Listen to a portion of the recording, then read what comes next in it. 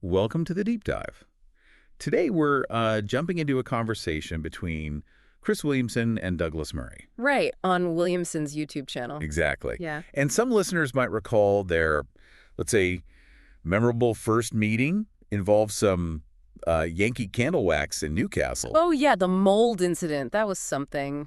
Internet blew up a bit, but, it got sorted. It did. So fast forward to now. We're digging into Douglas Murray's thoughts on, specifically, the first 78 days of Donald Trump's second term. Yeah, his initial assessment. Our mission here is really to give you that quick but also deep understanding of Murray's take right out of the gate. So let's get started. Okay, so the first thing that jumps out is Murray's overall assessment. He called it mixed. Mixed, okay, not just a straight good or bad then. No, not at all. And he connects this, importantly, to the mandate Trump got, winning the popular vote this time around. Right, that's a big difference. Huge.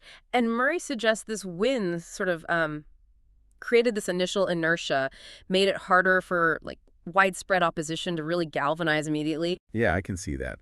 So in those first couple of months, Murray noticed not much immediate pushback, like no big unified rallies against him right away. Pretty much. A relative quiet, you could say, on that specific front. But it wasn't all smooth sailing. Murray did point out that the market reactions were already becoming, a thing people were talking about. Oh, okay. So even with the popular vote win, the economy, investor confidence, that stuff starts getting scrutinized fast. Exactly. It's a reminder, isn't it? And Murray also stressed Trump's, well, consistency, right? Following through on campaign promises. Yeah, definitely. The tariffs, foreign policy shifts, domestic stuff, the border. These weren't surprises. They were core campaign themes. He's actually doing what he said he'd do. Which leads to this slightly funny point Murray made, the surprise some people showed about the tariffs. Right, when he talked about them constantly at rallies. Exactly. It sort of makes you wonder, how much attention people pay to the actual policy details during campaigns.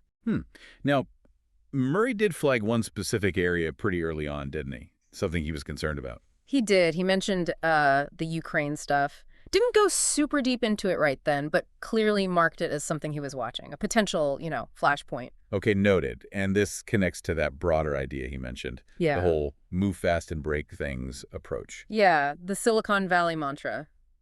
Murray seemed, let's say, hesitant about applying that directly to governing a country. Understandable. The stakes are a bit different, aren't they? Breaking a website versus, well, national policy. He suggested the scale, the potential fallout.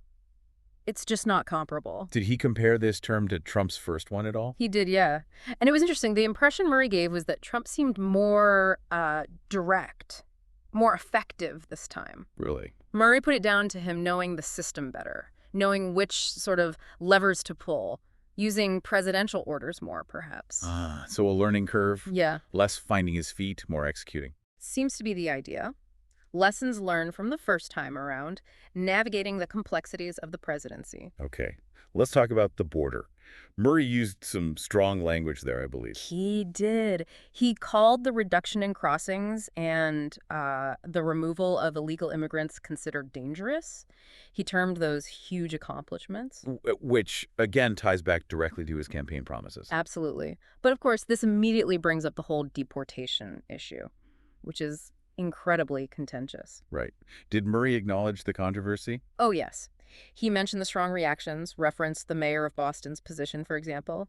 It really highlights that fundamental clash, doesn't it, about who gets to be here, what rights people have. And the risk of maybe overreach, catching people in the net who shouldn't be. He touched on that too, used an analogy actually. Compared it to El Salvador's sort of scorched earth approach. Meaning the worry that when you go really hard on a problem, sometimes people who haven't done anything seriously wrong can get swept up too.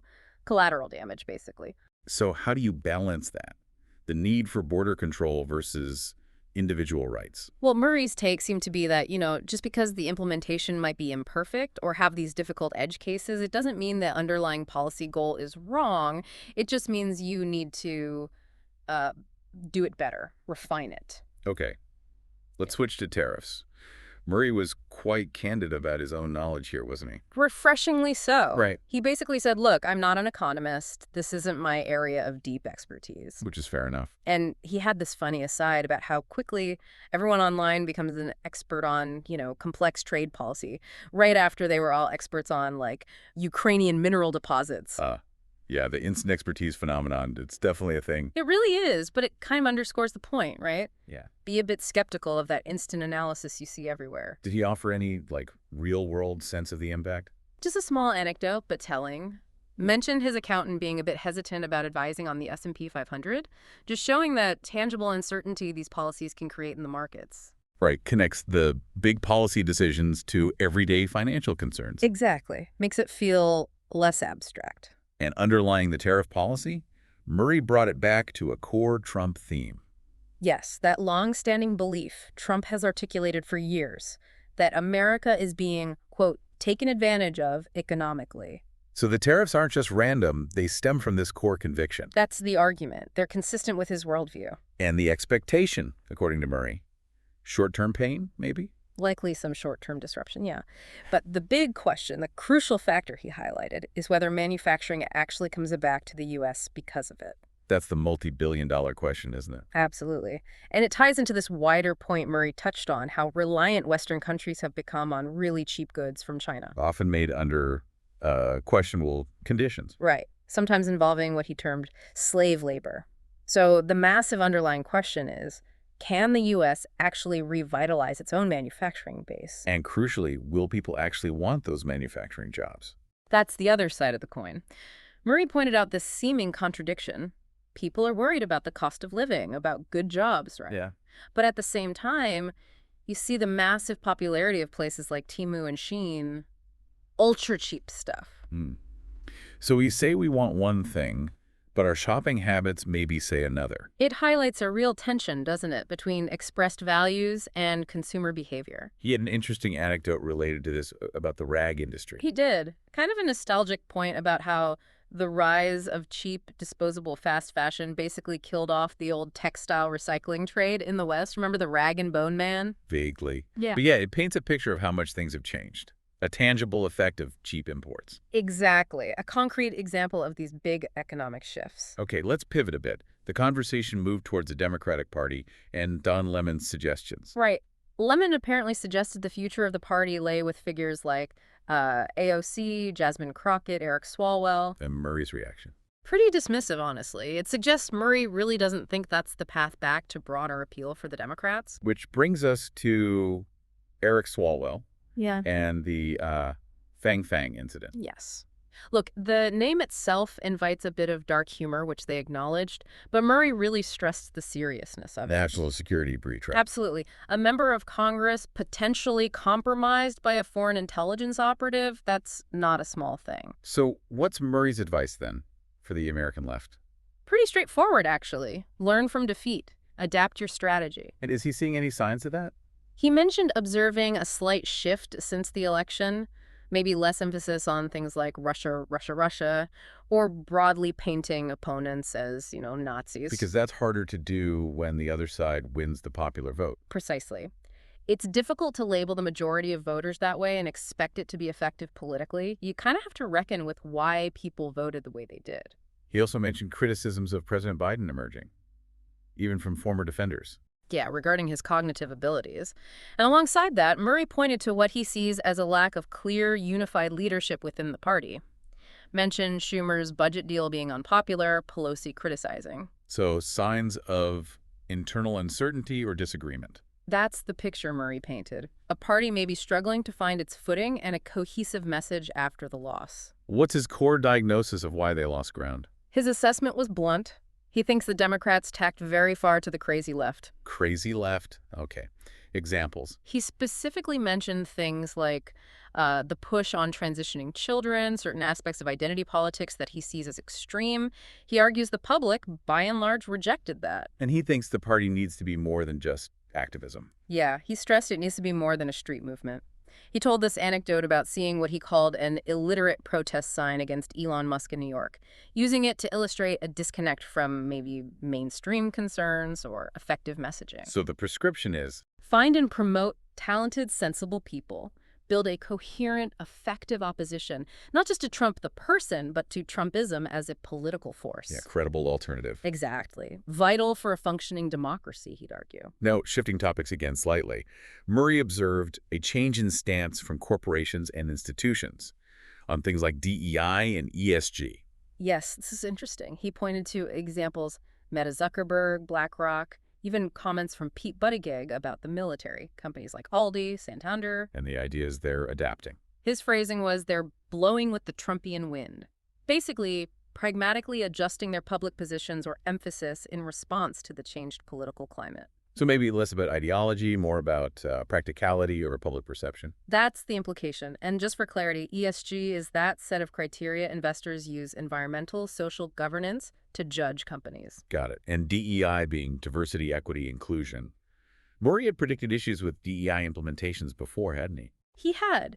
He recalled saying something like, eventually bridges start to fall down if competence isn't the primary focus. A rather stark analogy. It is. It reinforces his view that practical realities sometimes clash with, let's say, more ideologically driven policies. He also made some comments about the military specifically. Yes, emphasizing the need for a strong military and suggesting it should have mainly men at the forefront. Okay, that's a traditional view. It is. And he critiqued a specific CIA recruitment ad, the one featuring, I think he described her as an obese, diverse woman of color with multiple disorders, saying it wasn't perhaps the ideal poster child for the kind of people needed in those roles. Right, those comments definitely stirred debate about representation versus perceived operational needs. No doubt. It's a contentious area. So looking ahead for the Democrats, what potential strategies did Murray see them exploring? How do they try and bounce back? That's the big question, isn't it? How do they regain lost ground? Did Murray offer any parallels? He drew one,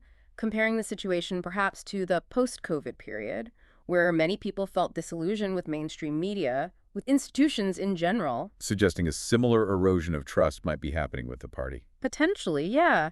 Part of a broader societal trend, maybe, of skepticism towards established authorities. His overall assessment of leadership seemed quite bleak at points. He used the phrase, no adults in the room, in many areas. A pretty stark judgment. And he cautioned against overcorrecting. Yes, that tendency for things to swing too far the other way. You identify a problem, but the solution ends up being just as extreme in the opposite direction. Like throwing the baby out with the bathwater. Exactly. He actually defended the idea of gatekeeping by genuine experts. Which is interesting because gatekeeping usually has negative connotations now. Right. But he meant it in the traditional sense, people with deep knowledge and a field-setting standards. He contrasted that with just dismissing expertise entirely. And he brought up RFK Jr. in this context. Yeah, sort of framed his rise as a question. Is this a necessary correction to things that have gone wrong, or is it a wild overcorrection, a symptom of that broader loss of faith, maybe? Now, Murray's known for that phrase about the West being a civilization trying to erase itself. Did he update that view? He did, and it was quite a shift, specifically regarding America. He said he felt that the anti-Western assault has been halted in the U.S. under Trump's second term. Halted. Okay. But just in the U.S. Crucially, yes. He made a very clear distinction. He sees the situation in other places, particularly the U.K., as very different, much more pessimistic outlook there. Right. So let's talk about the U.K. How did he describe the mood there? Bleak is probably the word. He talked about widespread depression, pessimism about the future, likened it to listening to a nonstop negative Gary's economics monologue. Ouch, Gary Barlow. Oh. Or just a generic Gary. Probably a generic, perpetually downbeat Gary. He contrasted the UK with the US. Starkly. He talked about returning to the UK after being in America around the inauguration, feeling the lack of energy, the lack of opportunity in Britain compared to the dynamism he saw in the States. And even compared to countries at war.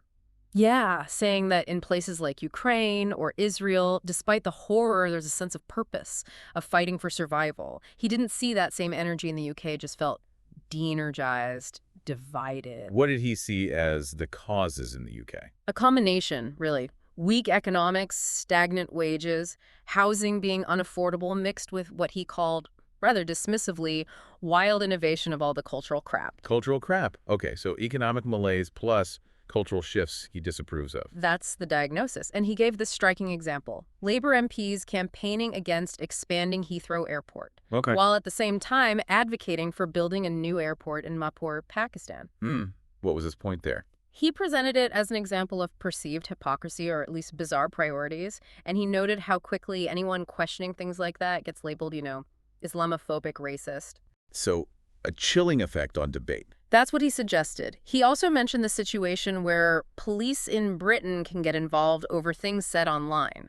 Konstantin Kizin has talked about this too. Right, policing speech. And he linked this to a broader suppression, the loss of the traditional stiff upper lip, but also suppression of masculinity, of traditional culture generally. Any other examples of that cultural aspect? He mentioned the Shakespeare Birthplace Trust seeming to, in his view, wage war on Shakespeare himself, promoting a Bengali poet with no connection to Stratford-upon-Avon instead. Presented as evidence of institutions turning against their own heritage. That's how he framed it. And his point was, there's no equivalent hammer in Britain, no figure like Trump in the U.S. pushing back forcefully against these trends. Does he think it's just about leaders or something deeper?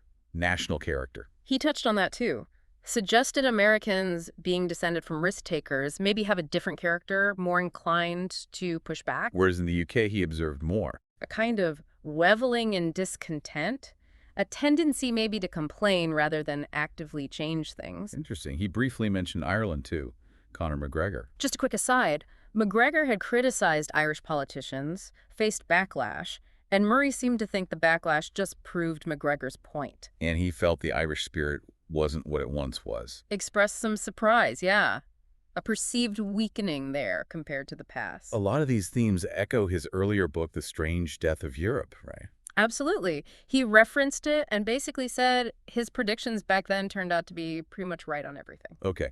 Then the conversation shifted again toward the news cycle itself. Yeah, how incredibly fast and forgetful it is now. He used a pretty dark hypothetical example, didn't he? He did the idea that if Trump had been shot, which thankfully didn't happen, it would barely be remembered a week later because the news cycle moves so relentlessly. And the PR agent story. The maybe apocryphal tale of the PR person advising clients to release all their bad news on September 12, 2001 because nobody would notice, just to illustrate how quickly focus shifts. So Murray finds this constant need for news updates unhealthy. Completely bewildering, actually, especially for people whose job doesn't require it. He sees it creating this cycle of, panic followed by immediate forgetfulness. And things don't stick anymore. Causes, stories. Exactly. He talked about the declining stickiness. People jump from one outrage or cause to the next sexy or most recent thing. Very hard for anything to become, Lindy to endure over time. Because there's always something new demanding attention. It's a never-ending now of content. He had an analogy about being fed up with a war. Yeah, illustrating this attitude of wanting a story to change, not because the situation on the ground has changed, but just because you, the distant observer, are bored with it or uncomfortable. He found that quite unhealthy. And he contrasted this with his experience coming back from Ukraine. Right, the huge disconnect between the often sort of abstract or performative online discourse in the West and the reality for soldiers actually fighting. You shared an anecdote About a drone unit commander. They'd suffered setbacks, lost equipment, and the commander's reaction wasn't hand-wringing. It was just basically, shit happens, I've got a job to do. Very pragmatic, focused. A dose of reality compared to online debates. Exactly. Which led him to critique the overemphasis on the digital world versus the real world.